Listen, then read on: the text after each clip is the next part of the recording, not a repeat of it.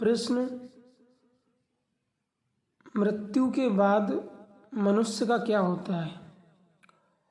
तो देखिए, मृत्यु के बाद मनुष्य का स्थूल शरीर या फिजिकल बॉडी, चूँकि 5 एलिमेंट्स 5 तत्वों से निर्मित है, जल तत्व, पृथ्वी तत्व, आकाश तत्व, वायु, इन्हीं 5 महाभूत में ये शरीर के तत्व मिल जाते हैं। मतलब हमारे शरीर का जल तत्व वायुमंडल के जल तत्व में विलय होता है। इसी प्रकार से अग्नि में, आकाश में, और पृथ्वी तत्व इस शरीर का कुछ अंग पृथ्वी में समा जाता है। एक मुर्दे को यदि हम आग में जला देते हैं तो जो शरीर की अवशेष बचती हैं, हड्डियाँ, राख, वो शरीर में ही, वो चूँकि पृथ्वी में मिल जाता है, पृथ्वी में ही विलय हो जाता है। या किसी मुर्दे को ऐसे ही छोड़ दें तो भी उसके शरीर में कीड़े पड़ते हैं, बैक्टीरिया, और उसको वो खाते हैं और महीना 2 महीना के प्रोसेस से सिर्फ हड्डियाँ बचती हैं, तो भी वो पृथ्वी तत्व में ही मिलता है। और यदि किसी को कब्र में गाड़ दें या मुर्दे को किसी नदी में बहा दें तो भी वह पृथ्वी तत्व पृथ्वी में ही मिल जाता है। तो स्थूल शरीर के ये संरचना है मृत्यु के बाद। दूसरा है सूक्ष्म शरीर, जिसे कहते हैं मन, बुद्धि, चित्त, अहंकार, या मन, बुद्धि, अहंकार भी कह लेते हैं।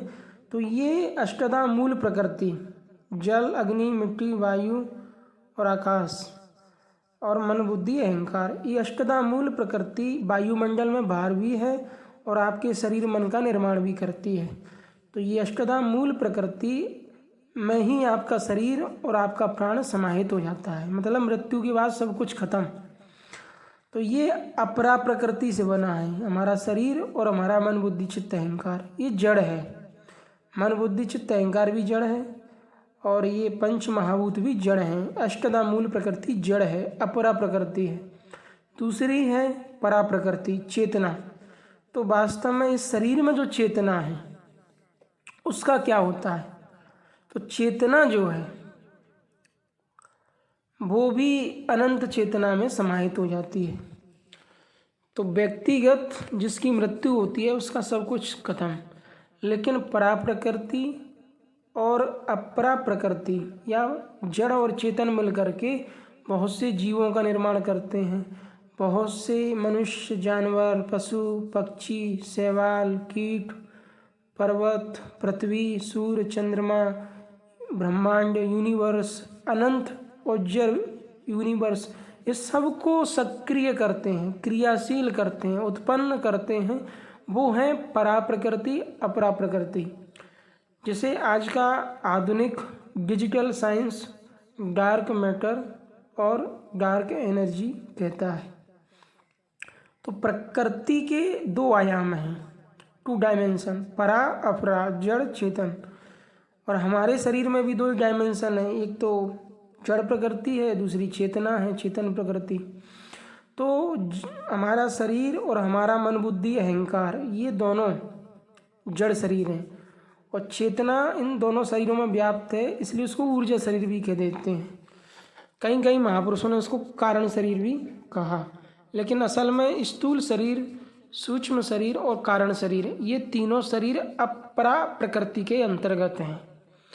जल, अग्नि, मिट्टी, वायु, आकाश 5 तत्वों का स्थूल शरीर है, फिजिकल बॉडी, और मन, बुद्धि, चित्त, अहंकार ये सूक्ष्म शरीर हैं।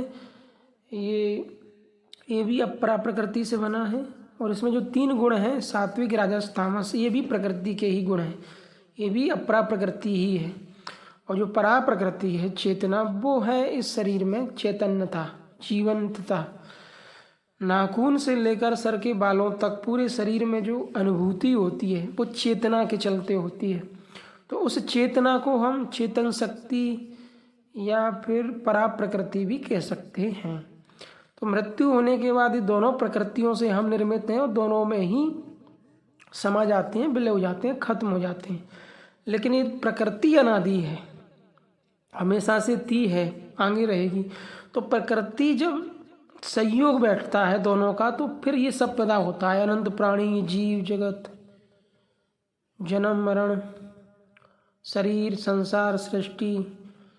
अब कोई ग्रह जब निर्मित होता है तो उसमें भी दो ही शक्तियां हैं, एक डार्क मैटर और डार्क एनर्जी, मतलब परा प्रकृति अपरा प्रकृति। कोई स्टार्स है, कोई ग्रह है, कोई एलिमेंट है, तो उन सब को उत्पन्न करने में ये दोनों कारण हैं। और इन दोनों प्रकृतियों का कारण है परमात्मा, उसका कोई कारण नहीं है। प्रकृति का कारण परमात्मा है और प्रकृति स्वयं में कार्य है, लेकिन मानव शरीर की उत्पत्ति या जीवों की उत्पत्ति में प्रकृति कारण है। तो जन्म और मरण जिसका हो रहा है वो प्रकृति में हो रहा है। जन्म और मरण और जीवन प्रकृति के अंतर्गत है। परमात्मा में ना तो कोई जन्म होता, ना कोई मृत्यु होती, और ना ही उसमें कोई जीवन है, बस वो तो है। आत्मपुरुष, आत्मज्ञानी संतों ने इसको निर्गुण कहा कि उसमें गुण दोष नहीं है, प्रकृति के जैसे निराकार है, उसका कोई आकार नहीं है। जैसे सूर्य का अपना आकार है, पृथ्वी का अपना आकार है, एक मनुष्य का अपना आकार है, मंदिर मूर्ति का अपना आकार है, ऐसे उसका कोई आकार नहीं है, वो निराकार है, निर्वियव है, निष्क्रिय है। शरीर में क्रियाएं हो रही हैं, जैसे आंखों का देखना, कान से सुनना, बोलना, स्पर्श करना। पृथ्वी में क्रिया हो रही है, पृथ्वी में ज्वालामुखी फटते हैं और पृथ्वी में समुद्र पर लहरें चलती हैं, वर्षा होती है, वनस्पतियों का निर्माण होता है, तो क्रिया हो रही है। पृथ्वी स्वयं में क्रिया है, सूर्य के चक्कर लगा रही है। सूर्य भी अपने केंद्र से घूमता है स्लो मोशन में, फिर वह पूरे सिस्टम को लेकर के किसी गैलेक्सी के कोने का चक्कर लगाता है, तो वहाँ भी क्रिया हो रही है। यूनिवर्स में भी क्रिया हो रही है, न जाने कितनी गैलेक्सियों का निर्माण होता है और फिर डिस्ट्रॉय हो जाती हैं। पालन पोषण सृजन विनाश, उत्पत्ति निष्पत्ति और लय विलय, ये सब प्रकृति में चलता है। इसलिए प्रकृति से भिन्न है परमात्मा। परा प्रकृति अपरा प्रकृति से भिन्न है परम तत्व परमात्मा। परमात्मा का स्वरूप अब अनिर्वचनीय है, लेकिन वो समाधि में अनुभव हो जाता है कि वो तत्व है, और उसी को जान लेने वाले को तत्ववेत्ता या आत्मवेत्ता या तत्वदर्शी महात्मा कहते हैं। तो स्थूल शरीर मृत्यु के बाद जो 5 तत्व में पांचों में मिल जाता है, मन बुद्धि चित्त अहंकार जो है वो भी प्रकृति में विलय हो जाता है। कारण शरीर भी प्रकृति में ही खत्म हो जाता है। ये अपरा प्रकृति से बने हैं। स्थूल सूक्ष्म कारण शरीर और अपरा प्रकृति में ही खत्म हो जाते हैं, विलय हो जाते हैं, समाहित हो जाते हैं। ये शब्द ठीक है। और जो चेतना है शरीर में वो परा प्रकृति से निर्मित है, उसी में सही समाहित हो जाती है। तो जड़ चेतन ही ग्रंथि पड़ गई, यद्यपि मेरे साथ छूटत कठिनाई। तो जड़ और चेतन के सहयोग से ही ये सारा अस्तित्व, सृष्टि, गैलेक्सी, स्पेस, यूनिवर्स सब निर्मित हैं। अध्यात्म जो है वो ध्यान, समाधि, परमात्मा की सेवा, भक्ति भाव या समाज सेवा। तो चूँकि परमात्मा की भक्ति जो है वो वर्तमान के क्षणों को शांति से भर देती है। जो लोग ध्यान करते हैं, भक्ति करते हैं, योग साधना करते हैं, उनके शरीर और मन में शांति, संयम और संयत चित्त होते हैं वो लोग। तो अध्यात्म इसलिए अनिवार्य हो जाता है क्योंकि अध्यात्म की प्रक्रिया मनुष्य को वर्तमान के क्षणों में शांति प्रदान करती है। योग ही है जिससे हम अपने मन को शांत रख सकते हैं। योग साधना या योग विद्या के द्वारा ही परम शांति प्राप्त होती है। पूरी गीता परम शांति पर लिखी गई है और निष्काम कर्म योग पर, कि तुम निष्काम कर्म योगी बनो, कर्म करो निष्काम भाव से उच्चतम कर्म, और यही कर्म तुम्हें शांति देगा। सुख दुख, सर्दी गर्मी, मान अपमान में समभाव रखते हुए समत्व की सिद्धि। योग की परिभाषा है समत्व की सिद्धि, समभाव में स्थिर होते हुए। अब द्वैत में तो समत्व हो नहीं सकता, अद्वैत में ही समता या समत्व संभव है। इसलिए अद्वैत स्थिति में स्थित होकर के योग से और समभाव के द्वारा जीवन का निर्वाह करना समत्व योग है।